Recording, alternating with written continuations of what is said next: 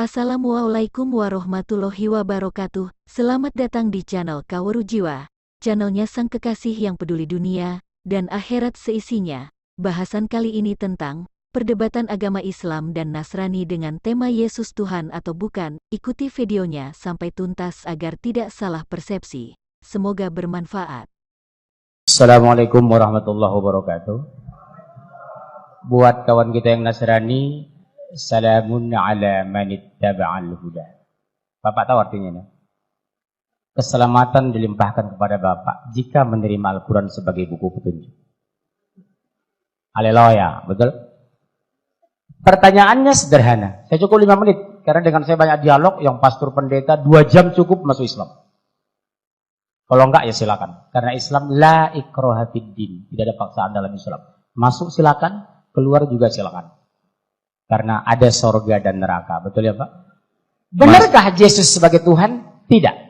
Di mana dalilnya? Yohanes 17:3. 1 Yohanes 17:3.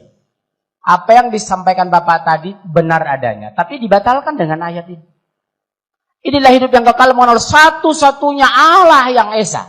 Dan mengenal Yesus Kristus adalah yang telah engkau utus. Berarti Yesus not God. Kenapa not God? Dia sebagai utusan. Orang idiot pun tahu yang nama utusan pasti ada yang mengutus. Sama dengan Rasulullah. Dia utusan Allah. Mana membuktikan? Matius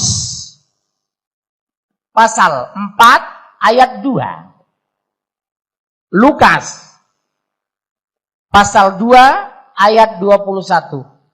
Matius pasal 27 ayat 59. Matius pasal 15 ayat 24. Al-Quran surat 5 Al-Maidah ayat 75, kemudian surat 61 ayat 6, surat 5 72 plus 73. Karena dialog harus berdasarkan kitab suci, bukan sentimen tapi argumen. Enggak ada suara ya. Dialog harus pakai kitab suci. Bukan anarkis tapi dialogis. 1. Yohanes 17:3 jelas, inilah hidup yang kekal, mengenal satu-satunya Allah yang Esa dan mengenal Yesus Kristus yang sudah engkau utus. Berarti Yesus utusan. Not God. Sama dengan Muhammad dan Rasulullah. Rasul bahasa Arabnya artinya utusan, Pak.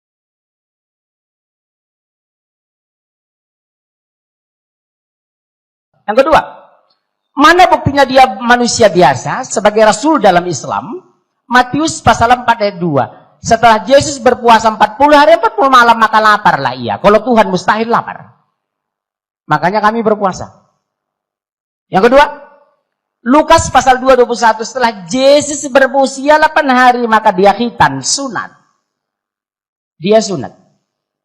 Kalau Tuhan mustahil sunat. Dokter mana yang berani nyunat Tuhan? Betul? Yang ketiga, Matius 27:59 berbunyi, setelah ayat Yesus diturunkan dari kayu salib, maka dikapani dengan kain putih linen bersih. Ini saya bawa Bible tua ini, Pak. Di sini masih berisi Lembaga Alkitab Indonesia 60 tahun yang lalu. Apa di sini? Jika kamu mengatakan ini dan itu besok, jangan katakan aku melakukannya. Katakanlah insya Allah, lengkap sempurna di Bible Bapak sendiri. Dan ini bukan palsu loh, Pak. Lembaga Alkitab Indonesia tahun 1963. Bahkan kalau saya bongkar Alkitab tahun 1800, saya punya Bible banyak, Pak, 40 lebih. Ya, apa di sana? Akan lahir seorang nabi yang bernama Ahmad. Ikutilah, jika tidak kamu akan kuminta pertanggungjawaban. Amin. Haleluya. Betul?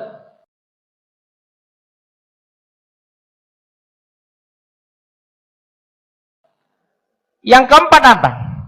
Matius pasal 15:24 berbunyi, ini buat Bapak yang Batak, itu kurumapea, laiku ini dari Manado, Tewu, kami sama-sama dari Samosir, Pak. Ya, saya situ orang, beliau rumapea. Cuma kami situ orang Islam 10%. Nah, Matius 15:24, aku hanya diutus kepada domba yang sesat dari umat Israel, bukan untuk dunia aku diutus. Jadi orang ditebus Yesus itu hanya dari Bani Israel. Kalau Bapak dari Jawa, maaf, tidak termasuk ditebus Yesus. Bapak orang Tapanuli tidak masuk ditebus Yesus. Karena aku diutus hanya kepada domba-domba yang sesat dari umat Israel. Beda dengan Islam. Qul ya ayuhan nas, inni Rasulullah ilaikum jami'a.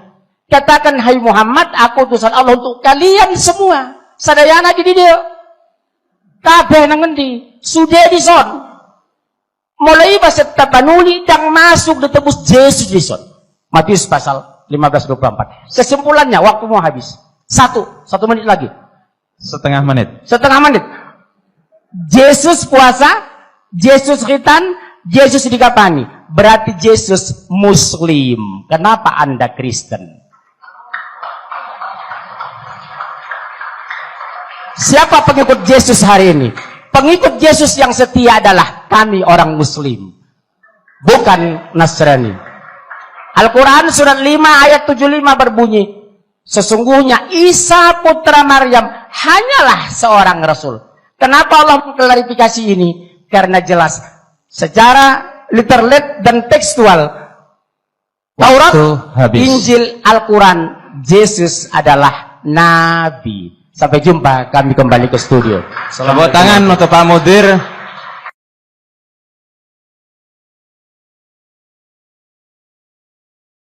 Assalamualaikum warahmatullahi wabarakatuh. Shalom bagi saudara-saudara kita yang Kristen. Pada kesempatan ini saya tidak menjawab berdasarkan pendapat saya. Pada kesempatan ini kan temanya membuktikan Yesus itu Tuhan atau Allah. Pihak sana membuktikan dia Tuhan dan Allah, pihak kami tentu bukan. Dan untuk menjawab ini, saya minta tolong Yesus yang jawab. Saya tidak mau menjawab, saya minta tolong Yesus yang jawab. Jadi, supaya saya tidak dipersalahkan, saya minta tolong Yesus yang jawab.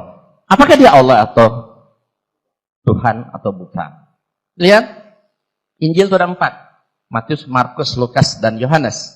Kita lihat. 4 Injil semua saya kutip.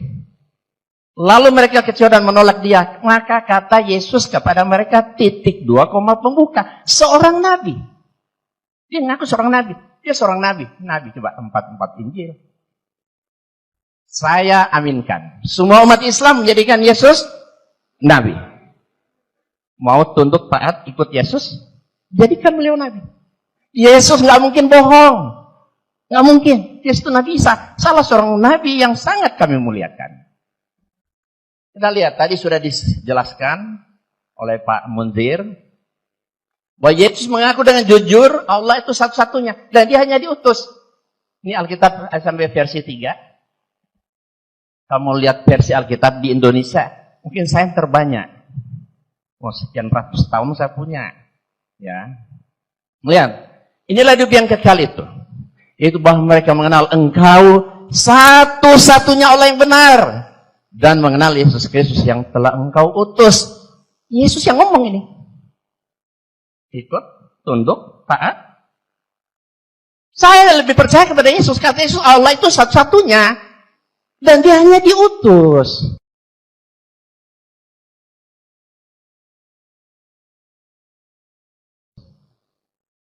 Saya lebih percaya kepada Yesus ketimbang Pak Pendeta. Kesaksian Yesus itu lebih dapat dipercaya. Versi lain. Lihat versi lain. Mengenal Yesus yang diutus oleh Bapa. Nah ini kan. Ini dalam bahasa Inggris berapa versi bisa kita lihat. Macam-macam. Ya. And eternal life means to know you, that the only true God, and to know Jesus Christ who don't save. Dalam berbagai bahasa. Oke. Sebab aku berkata bukan dari diriku sendiri, kata Yesus, tetapi Bapa yang mengutus aku. Dialah yang memerintahkan aku untuk mengatakannya. Dan jikalau aku menghakimi, maka penghakimanku adil, sebab aku tidak seorang diri, tapi aku bersama dengan Dia yang mengutus aku. Berarti Yesus itu hanya utusan.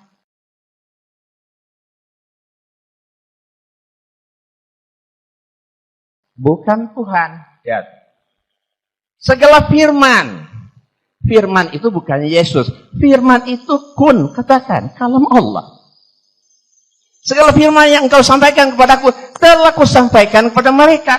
Dan mereka telah menerimanya. Mereka tahu benar-benar bahwa aku datang daripadamu. Dan mereka percaya bahwa engkaulah yang telah mengutus aku. Berarti kan Yesus itu utusan, bukan Tuhan. Yang ngomong Yesus sendiri kok. Masa kita mau bantah? Kalau bantah jangan bantah saya ya. Bantah sama Yesus. Saya hanya meminjam ucapan Yesus. Setiap yang mengaku diutus oleh Tuhan pasti bukan Tuhan. Yesus mengaku diutus oleh Tuhan. Berarti Yesus bukan Tuhan. Mudah, simpel. Kita lihat. Kalau Yesus itu Tuhan. Aku tidak dapat berbuat apa-apa dari diriku. Ini ucapan Yesus loh. Aku tidak dapat berbuat apa-apa diriku sendiri. Aku menghakimi sesuai yang aku dengar. Dan penghakimanku adil. Sebab aku tidak menuruti kehendakku sendiri. Melainkan kehendak Dia yang mengutus aku. Berarti Yesus itu utusan. Bukan Tuhan.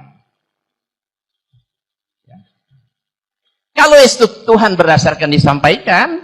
Itu kebanyakan dari versi Paulus. Dan surat Paulus begitu banyak. Mana lebih kuat? Kesaksian Yesus atau Paulus?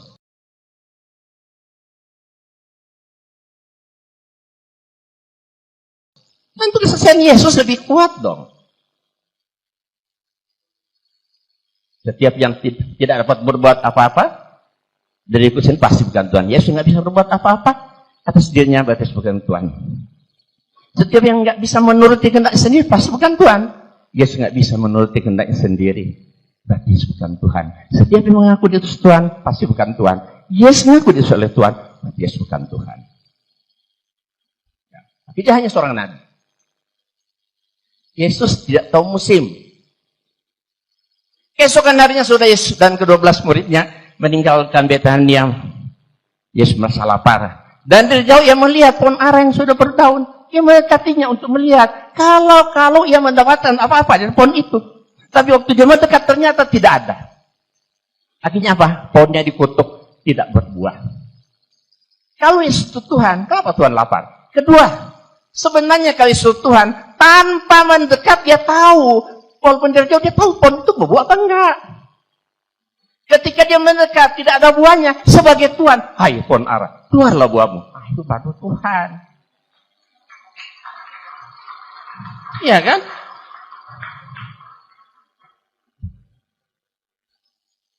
Oh, tapi banyak orang mengatakan, oh, itu kan Yesus tidak tahu manusianya. Karena dia 100% Tuhan, 100% manusia. Dia nggak tahu tuh manusianya. Ya, tapi bukankah Yesus mengatakan, Yohanes 10 ayat 30 tadi, aku dan Bapa adalah satu. Kalau Yesus dan Bapa ada satu, ketika Yesus tidak tahu Tuhannya kemana?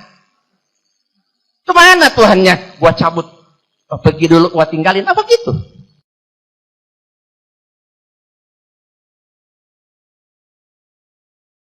Coba. Jadi ya, saya lewatkan. Yesus sangat takut kepada malaikat. Maka seorang malaikat dari langit menampakkan diri kepadanya untuk memberikan kekuatan kepadanya. Ia sangat ketakutan dan makin bersungguh-sungguh berdoa. Pelunya menjadi seperti titik-titik darah yang bertetesan ke tanah. Kalau Yesus itu Tuhan, kenapa Tuhan mendapat kekuatan dari malaikat? Terbalik. Kenapa Tuhan ketakutan sama malaikat? Saking takutnya dia berdoa sampai keluar seperti keringat darah, menunjukkan orang yang amat sangat takut. Nah, pada saat itu, kalau Yesus itu Tuhan dan Yesus satu, Tuhannya pada saat itu kemana? Ketika didatangi malaikat, Tuhannya kemana? Oh, ada malaikat, lo aja yang hadapi, gua pergi. Apa gitu? Jangan main akal-akalan. Ya. Tapi sebagai utusan, sebagai manusia biasa, wajar dia takut. Sebagai Tuhan atau apalagi Allah, mustahil. Yesus takut. Jadi, setiap yang menerima kekuatan dari malaikat, pasti bukan Tuhan. Ya. Yesus menerima kekuatan dari malaikat, berarti Yesus bukan Tuhan. Setiap yang ketakutan kepada malaikat, pasti bukan Tuhan. Yesus ketakutan kepada malaikat, berarti Yesus bukan Tuhan. Setiap yang bersungguh-sungguh berdoa kepada Tuhan, pasti bukan Tuhan. Yesus bersungguh-sungguh berdoa kepada Tuhan, berarti Yesus bukan Tuhan. Setiap yang mengeluarkan seperti keringat darah saking takutnya kepada malaikat, pasti bukan Tuhan. Yesus mengeluarkan seperti keringat darah saking takutnya pada malaikat, berarti bukan Tuhan. Berapa menit lagi? 1 menit. Mau selamat? Ikut Yesus. Jangan ikut pendapat Paulus. Paulus itu tidak pernah kenal Yesus. Bukan murid Yesus. Mantan penjahat, pembohong, pembunuh. Jelas sekali. Banyak pengakuan Paulus. Apakah Matius, Markus, Lukas, Yohanes murid Yesus? Tidak. Cuma Yohanes. Matius, Markus, Lukas bukan murid Yesus. Yang murid Yesus, Matius mencukai. Matius 9 ayat 9 sampai 10. Markus dan Lukas tidak, bukan murid Yesus. Tidak pernah kenal dengan Yesus. Katanya sekarang di sini, ada enggak orang Kristen mau mengakui ini dan mau bersyahadat saat ini? Angkat tangan, ada enggak? Ayo, coba, ada enggak?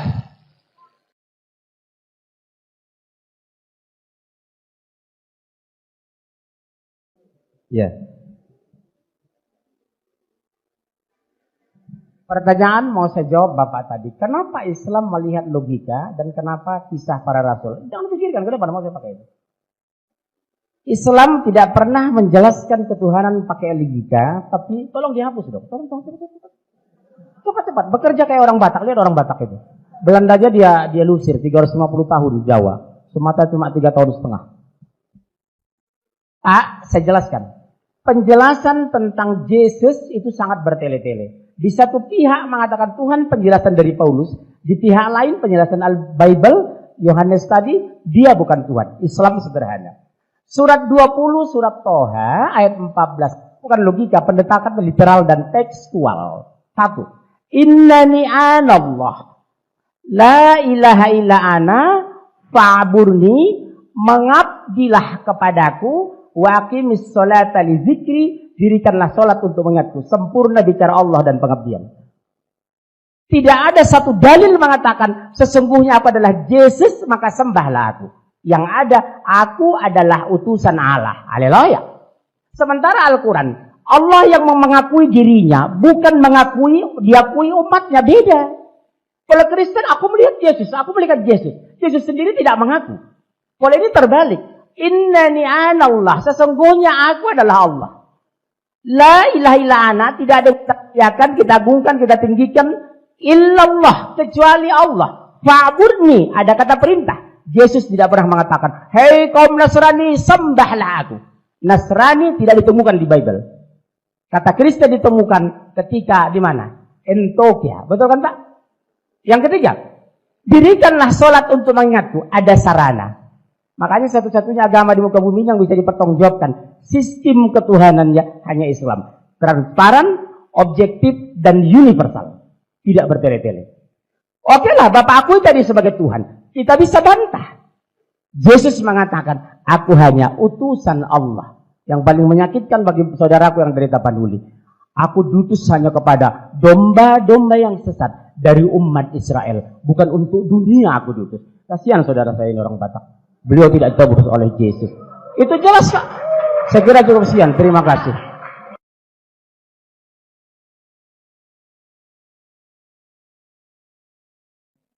Baik, saya ingin kembali menambahkan apa yang sudah diberikan tadi. Bahwa saya lebih fokus kepada Yesusnya. Tadi saya baru sampai kepada apa yang diajarkan oleh Yesus. Yesus mengajarkan tentang hukum kasih. Yesus mengajarkan supaya kita tidak boleh menghakimi. Yesus mengajarkan supaya kita tidak boleh melanggar perintah hukum kasih. Diaminkan ya. Dan Yesus akan datang kembali. Karena Yesus ada di mana? Dan dia akan datang kembali. Amin ya. Untuk apa Yesus akan datang? Wahyu 22 ayat 12. Yesus datang untuk membalaskan setiap perbuatan manusia. Aku datang untuk membawa upahku. Apa artinya upahku di sini? Berarti perjalanan kehidupan manusia apakah baik atau jahat, itu akan menentukan dia nanti. Makanya di dalam Pengkhotbah 14 ayat 13 disebutkan apa? setiap orang akan menghadap pengadilan takhta surga. Akan dihakimi. Amin ya. Itu yang diyakini oleh orang Muslim. Orang Muslim hanya percaya kepada Allah. Itulah sebabnya orang Muslim hanya menjalankan hidupnya supaya sesuai dengan kehendak Allah.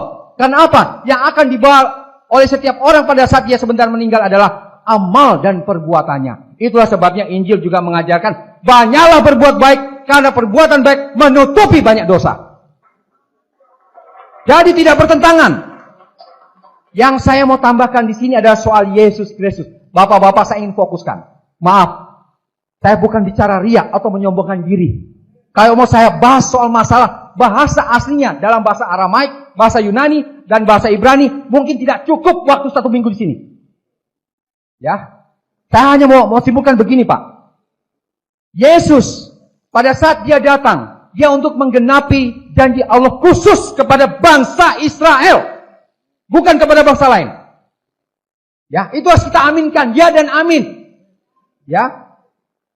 Yang setelah misi Yesus datang di dunia ini kepada bangsa Israel sendiri menolak Mesias. Amin tidak?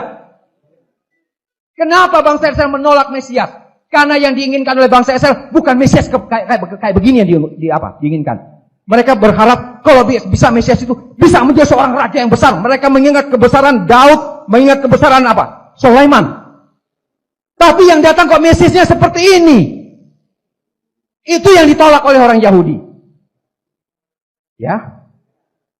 Tetapi setelah Yesus terangkat, pada saat Yesus datang, Yesus hanya mengajarkan sama seperti yang diajarkan oleh bapak-bapak dan nabi-nabi sebelumnya. Dari Adam, dari Nuh, dari Ibrahim, dari Musa, sampai kepada Yesus sendiri, hanya satu yang diajarkan. Kalau ingin mendapatkan hidup yang kekal, sembahlah hanya satu Allah yang benar. Ulangan 4 ayat 6. Hanya satu Allah yang benar, yaitu siapa? Bapa, yaitu siapa? Yahweh. Dan dia menyebut dirinya hanya sebagai utusan. Kalau bicara Yesus sama dengan Allah, saya mau tegaskan, itu hanyalah hasil konsili. Tidak berdasarkan Alkitabiah. Saya bisa buktikan dalam sejarahnya. Kenapa ada doktrin Trinitas? Kenapa ada doktrin Duinitas? Ada sejarahnya. Kapan itu dimulai? Pada tahun 325. Mazhab ini sudah ribuan tahun ya Pak ya. Mereka membuat suatu apa? Keputusan antara Arius bersama apa? Athanasius. Buka sejarah. Makanya kita orang Kristen harus tahu sejarah kenapa Bible itu begitu. Kenapa kita meyakini itu. Jangan hanya katanya-katanya. Ya. Bapak, jadi saya bicara soal sejarah di sini. Dan itu doktrin Trinitas sejak tahun 325. Lalu tahun 381 Konsili Konstantinopel menjadi doktrin Trinitas. Dan doktrin Trinitas itu dengan segala tetek bengeknya itu diyakini sampai sekarang ini. Banyak orang Kristen gak tahu kenapa Allahmu 3.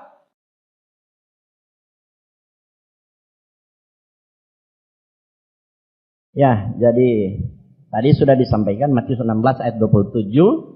Kata Yesus akan datang dalam kemuliaan Bapaknya diiringi oleh malaikat-malaikatnya. Pada waktu itu ia akan membalas setiap orang menurut perbuatannya. Jadi tidak ada istilah penebusan dosa. Dosa tanggung masing-masing. Nah,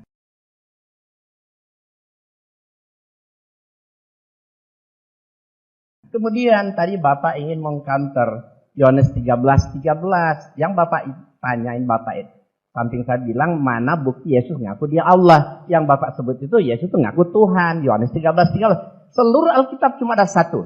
Engkau menyebut aku guru dan Tuhan. Nah gitu kan. Tapi itu bukan Tuhan. Tuhan. Bapak lihat di seluruh Injil berbahasa Inggris. Tidak ada satupun mengatakan you call me teacher and God. Tidak. You call me teacher and Lord. Ya. You call me master and Lord. Semua Lord. Lord. Itu Tuhan, bukan Tuhan. Ya, tidak ada. Ya, mengaku Allah satu pun tidak ada. Yesus mengaku dirinya Allah itu tidak ada. Yang mengaku Tuhan cuma satu. Satu-satunya Yohanes 13 ayat 13. Tapi itu bukan Tuhan, tetapi Tuhan. Waktu habis.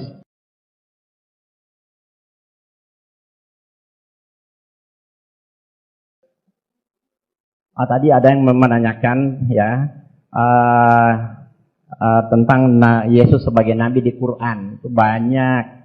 Surat 3, 48, 49. Wa yu'allimul kitaba wal hikmata wa taurata wal injil wa rasulan ila bani Israel. Surat Az-Zukhruf ayat 59, surat 61, surat As-Saff ayat 6. Itu Isa sendiri mengaku dengan jujur bahwa dia rasul hanya untuk Bani Israel saja. Kemudian tadi disebutkan Matius 1:21, itu sebenarnya katanya Yesus juru selamat. Ya, juru selamat hanya untuk kaumnya. Dan ia akan mengandung dan melahirkan. Itu Matius 1:21 bunyinya begini. Dan ia akan mengandung dan melahirkan seorang anak. Dan engkau hendaknya akan menamakan dia Yesus. Karena dialah yang akan menyelamatkan umatnya. Padahal itu Alkitab baru. Kalau Alkitab lama, Pak. Dan ia akan menyelamatkan kaumnya.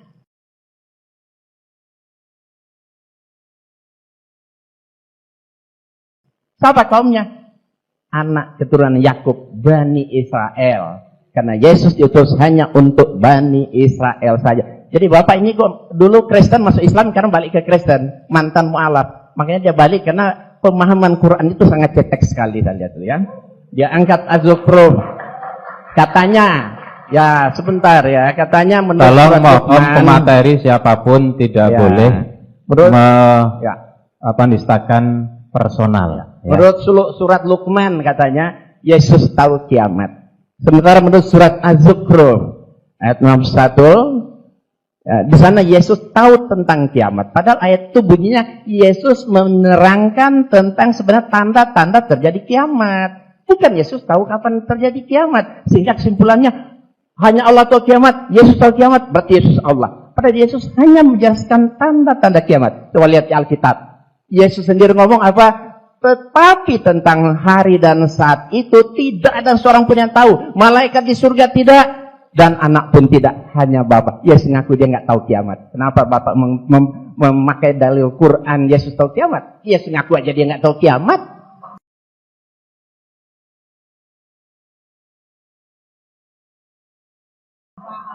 Makanya Bapak ya baca Quran ya. Jangan sembarang asal menerjemahkan. Kata Yesus, ikutilah aku. Betul. Kata Yesus, betul, ikutilah aku. Ya, taatlah kepada Allah. Surat Az-Zukhruf ayat 61. Maksudnya Yesus berkhotbah kepada Bani Israel, kalian harus taat kepada Allah dan bertakwa kepada Allah dan taat kepadaku. Maksudnya apa? Apabila Bani Israel saat itu tidak tunduk taat kepada Allah, tidak bertakwa kepada Allah dan tidak taat kepada Yesus atau Isa, nggak mungkin mereka selamat. Jadi ayat itu hanya ditujukan kepada siapa? Kepada Bani Israel saja, Pak. Bukan untuk seluruh. Nah, satu lagi tadi Anda bertanya. Matius 4. Katanya hanya iblis yang menyuruh menyembah kepadanya. Itu sebenarnya Matius 4 ayat 10 ya. Kalau kita baca kisah itu Matius 1 sampai 10. Ya, di ayat pertama Yesus lapar, kemudian dicoba. Kalau Yesus lapar cari makan, ketemu iblis. Kalau engkau anak Allah, robah aja batu ini jadi roti. Nah, kan Yesus nolak. Kemudian percobaan kedua nggak berhasil. Yesus dibawa ke hubungan bait Allah, ibarat menara bait Allah. Yesus ditaruh di sana kayak burung. Kalau engkau anak Allah, coba loncat ke bawah. Kakimu tidak akan patah, karena akan dipatang malaikat. Yesus nolak. Akhirnya iblis cari akal. Dia bawa Yesus ke gunung yang sangat tinggi. Tentu menjadi pertanyaan, kalau Yesus Tuhan, masa Tuhan dibawa iblis, ya kan? Yesus dibawa ke gunung sangat tinggi, kemudian apa kata iblis? Semua kerajaan dunia ini akan aku berikan kepadamu, asal engkau mau sujud menyembah aku. Nah, itu kata iblis. Tapi lihat ayat 10. Apa kata jawab Yesus? Penyalang kata iblis. Sebab ada tertulis, engkau harus menyembah Tuhan Allahmu, dan hanya kepada dia saja engkau berbakti.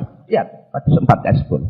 Jadi bukan Yesus yang disembah dibakti, tapi Allah. Jadi ini buktinya Yesus mengajarkan tauhid. Yesus mengatakan Yesus itu bukan Tuhan.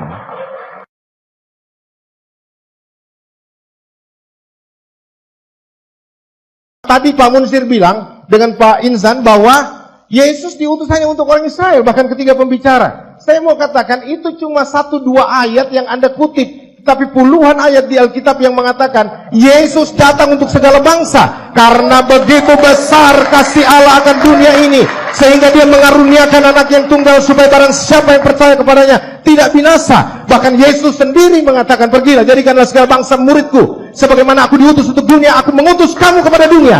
Pertanyaan pertama, Saya karena Pak Lai saya menantang saya tadi tentang ketuhanan, saya harus jujur Pak, kita berpendidikan, saya sarjana, Bapak sarjana. Satu-satunya kitab di muka bumi ini yang tidak ada berubah sampai hari ini adalah Al-Quran. Saya bawa ini Pak, Bible 2, ratusan perubahan dengan Injil yang saya bawa tahun 2000. Logika sederhana. Kalau sudah ada intervensi ke dalam kitab suci, layakkah dikatakan kitab suci? Yang kedua, Nggak usah teriak, Matius nggak usah jawab ya. pasal 15 ayat 24 bertentangan dengan Matius pasal 28 ayat 19. Karena itu pergilah kamu ke semua bangsa, jadikan mereka menjadi muridku, dan baptislah atas nama Bapa, Anak, dan Roh Kudus. Amin, haleluya. Kan itu kan Bapak pakai. Bagaimana mungkin ada kitab suci di satu pihak menyuruh ke semua bangsa, di pihak lain kepada Bani Israel? Berarti kontradiktif. Kalau kontradiktif bukan suci. Kalau tidak suci, kalau sudah suci berarti ada intervensi. Kalau ada intervensi dari manusia, kalau dari manusia berarti bukan kitab Allah, batal isinya demi hukum. Kesaksian di pengadilan dengan dua orang, dengan kesaksian yang berbeda. Majelis hakim menolak dua-duanya. Saya tantang sekarang. Saya tantang Pak. Saya 30 tahun belajar Alkitab. Nenek moyang saya Kristen di Tapanuli. Sampai sekarang mereka tidak jawab. Tolong tunjukkan mana yang benar. Untuk seluruh dunia atau Bani Israel. Yang kedua, kalau katakan untuk seluruh dunia, dasar alasannya mana? Al-Quran 6.000 lebih ayat, tidak satu ayat pun bertentangan dengan lain. Makanya Allah ponis. Setiap Allah menyebut Isa putra Maryam, karena Allah Maha tahu Isa akan dipertuhan. Tapi setiap Allah menyebut Muhammad disebut jabatan, karena sesat umat Islam tidak pernah mempertuhankan Muhammad, karena dia sebagai Rasul sama dengan Yesus Kristus. Haleluya. Yang pertama Pak. Yang kedua. Isa disebut Al-Quran 25 kali. Muhammad disebut 5 kali. Kenapa? Karena Allah ingin mengklarifikasi agar Isa jangan dijadikan Tuhan. Makanya diponis Allah di surat 5 ayat 72-73. Laqad kafara alladziina qalu innallaha tsalitsu tsalatsa. Kafirlah orang mengatakan Allah itu 3 dari 1 dari 3. Karena Isa al-Masih hanyalah seorang Rasul. Sudah berlalu 124 nabi, 114 rasul, 25 yang masuk Al-Quran. Dari Nabi Adam sampai Muhammad sallallahu alaihi wasallam.